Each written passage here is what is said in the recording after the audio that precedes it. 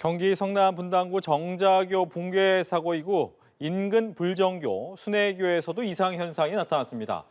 이번 사고의 원인은 무엇이고 또 어떤 대책이 필요할지 함은구 한국열린사이버대 소방방재안전학과 교수, 정창삼 인덕대 스마트건설방재학과 교수 두 분과 이야기 나눠보겠습니다. 안녕하십니까? 어서 오십시오.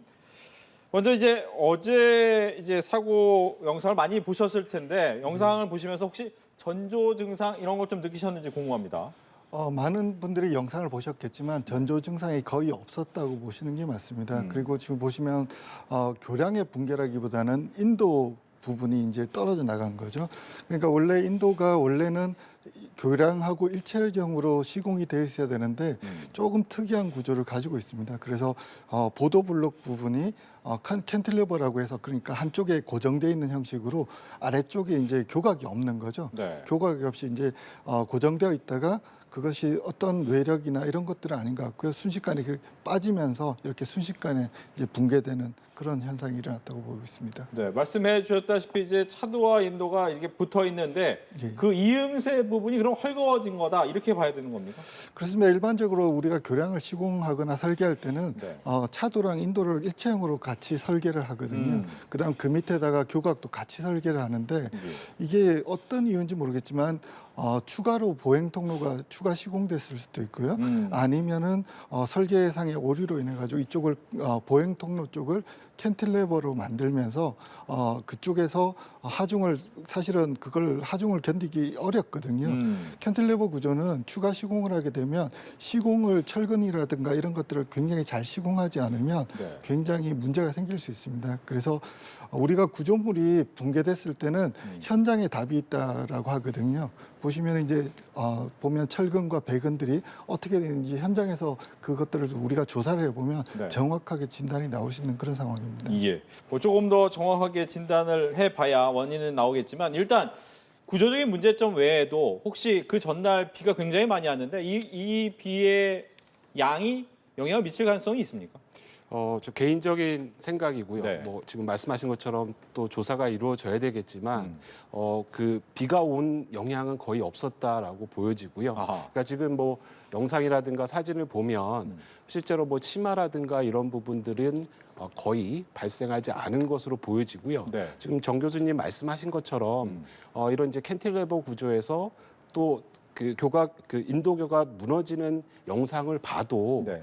어떤 그 뭐 집안 치마라든가 이런 것보다는 어떤 진동이라든가 그 노후 뭐 이런 피로도의 영향으로 붕괴가 되는 이런 양상을 보여주고 있기 때문에 한 가지 또 그 지금 이제 상수도관 파열에 대해서 예. 그러니까 사실은 이게 뭐 상수도관 파열이 먼저 이루어지고 뭐 이런 부분이 아니라 아마 이제 인도 부분이 무너지면서 상수도관이 파열이 된 것으로 그러니까 인과관계 시퀀스가 네. 나중에 발생한 것으로 이렇게 보여지고 있고요. 그리고 이제 교수님 말씀하신 것처럼 구조적으로 어느 정도는 거의 이제 명확하게 보이는 상황이기 때문에 네. 어떤 그 전날 온 비라든가 이런 어떤 영향은 극히 제한적이다라고 말씀드릴 수 있을 것 같습니다. 예.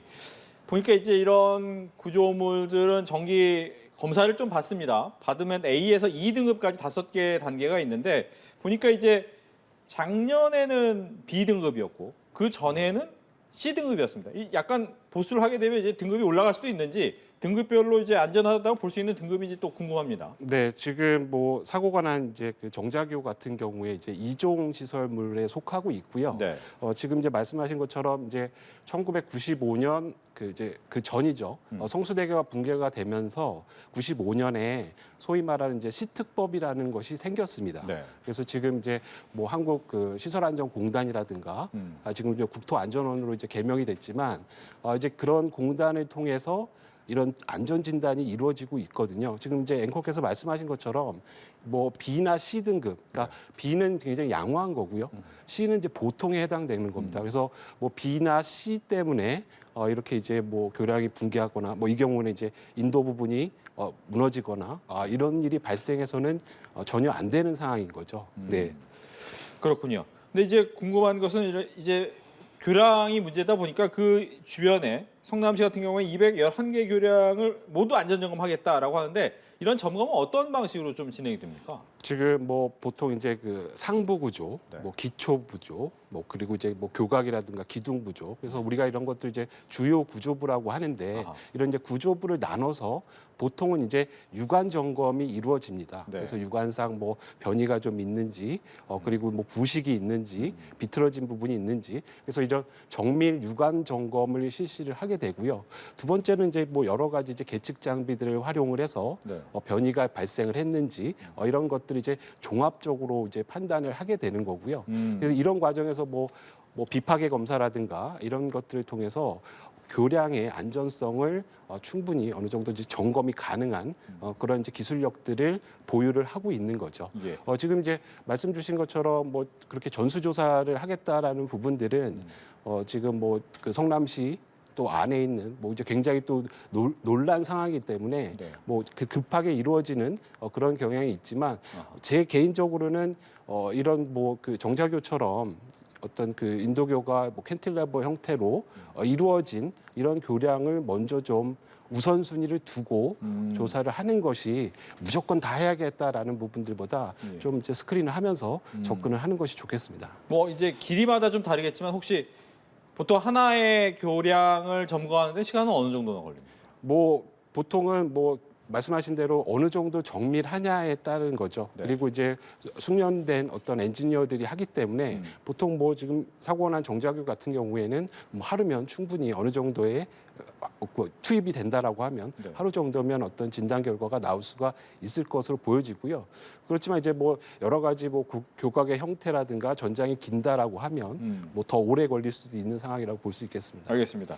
이제 정자교 같은 경우에는 만들어진 지가 30년이나 됐습니다. 뭐 짧은 시간은 아닌데 보니까 앞서서 보였지만 이 인도 부분이 떨어져 나오면서 이제 철근 부분도 좀 나왔단 말이죠. 이런 부분에 대해서 혹시 부식이나 문제점은 있을 수 있나? 30년이 그 정도의 영향을 줄 수 있나라는 궁금증이 생깁니다.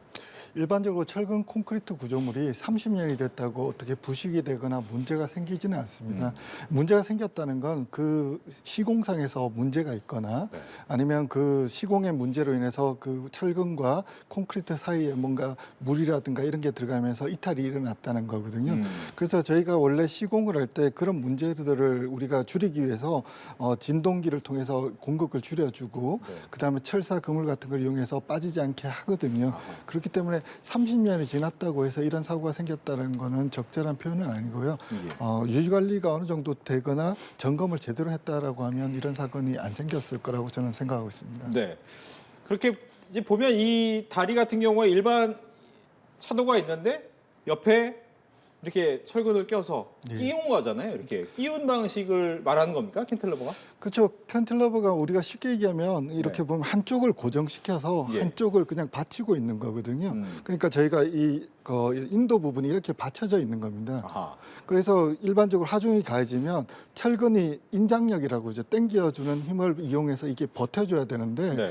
사고 현장을 보면 철근들이 이렇게 쑥 빠져 있는 걸 보이죠. 그렇죠. 옆으로 내려와 있더라고요. 예, 쑥 빠져 있고 오히려 이제 인도 부분은 일체형으로 그냥 떨어져 나와 있다라는 거는 네. 저희가 이 두 부분을 시공할 때 시공상의 문제, 그 다음에는 또 설계할 때 이 굉장히 좀 이렇게 사실은 아까 말씀드린 것처럼 인도 부분도 교각을 설치해 줘서 일체형으로 만들어줘야 되거든요. 교각이라는 건 밑에 이제 받침대가 있어야 된다는 받침대죠. 거죠. 예. 네. 그러니까 받침대가 없이 인도 부분만 이렇게 나와 있는 구조가 조금 특이하다라고 생각하기 때문에 설계 때부터 어떤 문제가 있었는지 예. 시공에서 추가 시공을 했는지 이런 부분들을 저희 면밀하게 조사해야 될 것 같습니다. 예. 보니까 지금 서울시의 정자교와 유사한 공법의 교량이 12개나 있다고 하는 걸 보면 좀 있긴 있네요. 없는 타입은 아닌 거군요. 그렇죠. 전국에 교량이 굉장히 많은데요. 네. 저희가 볼 때는 참 보기가 그렇게 많지 않은 경우라고 저는 생각하고 있습니다. 알겠습니다. 정자교 인근에 이제 불정교 역시도 이제 좀 기울어졌다. 그리고 순회교 역시도 다리 일부가 기울어졌다. 이 지역에 이렇게 좀 이상한 조짐이 보이는 이유는 어디 있을까요? 아무래도 뭐 그 이런 큰 사고가 있으니까 이제 그런 부분들이 좀 이제 주의 깊게 더 보는 부분이 있고요. 그리고 말씀하신 것처럼 그 순회교 같은 경우에 네.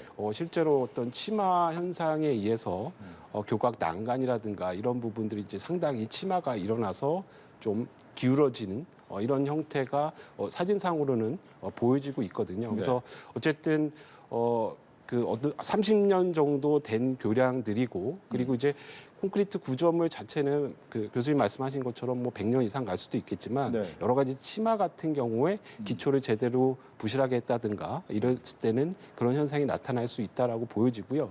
그래서 어쨌든 지금 말씀 주신 것처럼 어떤 이 순회교랑 이 불정교 같은 경우는 캔틸레버로 된 교량은 아닌 것으로 이렇게 파악이 되고 있습니다. 그래서 이 힌지가 한쪽에만 있는 게 아니라 이제 교각이 받치는 형태가 되기 때문에 네. 뭐 이런 극단적인 좀 상황은 좀 적지 않을까 가능성이 이렇게 예측을 하고 있는데 이 치마에 대한 부분들은 좀 꼼꼼히 살펴볼 필요가 있어 보입니다. 예. 뭐 앞서도 얘기 잠깐 나왔지만 콘크리트 구조물이 그렇게 시간이 간다고 해서 빨리 붕괴되지는 않는다. 100년까지도 갈 수 있다. 가능한 얘기입니까? 그렇습니다. 우리가 유지 관리를 철저히 한다 그러면 콘크리트 구조물의 내구 연한은 굉장히 길고요.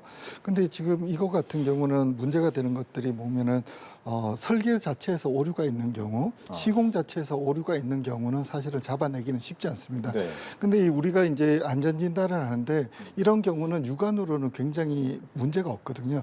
우리가 순회교 같은 경우는 변형이 일어나면서 육안으로도 문제가 있기 때문에 어떤 진단을 좀 더 할 수 있는데 내부적으로 콘크리트 내부의 철근 이음이라든가 이런 것들이 잘못되면 저희들이가 그것들을 찾아내려고 하면 정밀 안전 진단을 해야 됩니다. 네. 그러니까 센서들 같은 걸 받고 그래서 많은 비용이 들어가고 많은 시간이 필요하거든요. 그래서 이런 것들을 찾아내기 어렵기 때문에 일단 우선적으로는 이번에 사고가 난 교량과 같이 추가적으로 시공되거나 일반적인 설계를 벗어나는 구조물들에 대해서는 먼저 좀 안전 진단을 해야 될 거라고 생각하고 있습니다. 예. 올해 초였죠. 이제 서울 영등포에서 보도 6교가 내려앉으면서 많은 분들이 좀 다니기가 무섭다 이런 얘기를 했는데 이번에 또 보행로까지 무너지면서 또 안타깝게 한 분이 돌아가셨단 말이죠. 그러다 보니까 시민들은 이거 안전하게 걸어 다닐 수 있나 이런 고민을 하는데 뭐 어떤 조치가 더 필요하겠습니까? 네, 지금 뭐 우리나라 같은 경우에 이제 앞서 말씀드린 대로 성수대교 붕괴 이후로 많은 사실 시스템을 갖춰놓고 있었습니다. 근데 이제 지금 말씀 주신 것처럼 이게 최초의 설계가 되고 건설이 된 부분에서 이제 필요에 의해서 이제 분당 같은 경우도 이제 사람들이 늘어나고 하다 보니까 인도교 폭도 아무래도 좁으면 불편하니까 넓히는 뭐 그런 효과들이 있을 거고요. 또 한 가지는 살펴보시면 실제로 배관이 검정색 배관이 들어가는데 이게 아마 이제 전기 어떤 설비가 들어가는 배관들인데 이것도 지금 구조적으로 보면 실제로 뭐 교각 부분에 좀 구조적으로 안전한 부분으로 지나가는 게 아니라 끝단 부분으로 지나가요. 그러니까 하중이 이제 점점 증가하는 거죠. 그러니까 그런 전력 케이블들도 점점 이제 추가적으로 늘어날 거고. 그래서 제가 드리고 싶은 말씀은 차제에 이렇게 이제 원안에서 계속 추가가 되고 보강이 되고 설계 변경이 되는 부분들 이런 구조물들에 대해서 적어도 시특법, 그러니까 시안법이 되겠죠. 이 시안법상 적어도 1종, 2종 시설물에 대해서는 정부가 좀 눈여겨봐서 점검을 전반적으로 할 필요가 있어 보입니다. 알겠습니다. 이렇게 해서 이번 성남 분당구 정자교 붕괴 사고와 관련해서 함은구 교수, 정창삼 교수 두 분과 함께했습니다. 오늘 얘기 잘 들었습니다.